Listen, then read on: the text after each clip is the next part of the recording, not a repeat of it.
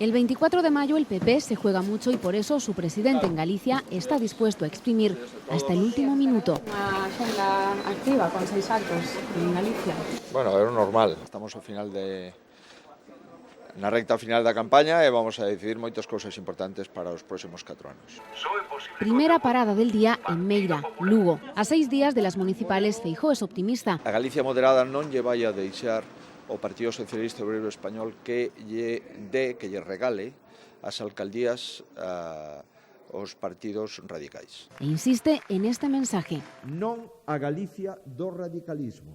Fin de mitin y vuelta al coche lo esperan en Pol. No mueven ni una coma de su discurso. A maioría moderada de Galicia non deixará que o Partido Socialista Obrero Español entregue os concellos galegos aos radicais. Que diga o Partido Socialista Obrero Español en Galicia si vai ou non vai apoiar a Podemos para que gobernen en Galicia. El PP se presenta como el antídoto a las grietas en las que pueden derivar las coaliciones. Directamente Feijóo no es candidato en ningún ayuntamiento, aunque pueda no parecerlo y aunque abogue por campañas de solo una semana, a la inglesa. Confiesa Núñez Feijóo que él sería partidario de las campañas electorales más cortas. Aún así, la agenda del líder de los populares gallegos ha estado hoy repleta. Nada menos que 6 actos en 6 concellos diferentes de la Galicia interior. El último rozando la medianoche en Xinzo de Limia. Antes ha tocado parada en un clásico.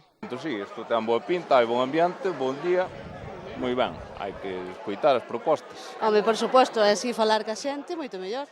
Lo que no consigue un mitin puede lograrlo un banquete, aunque comer con Feijóo cueste 22 euros. Sarria fue otra de sus paradas. Hombre, por verlos, porque ven Feijóo. Pois sí que veño, sí. A ver se fan algo do que dicen. A verdade é que non. Non irei. Non é unha comunicación moi aberta.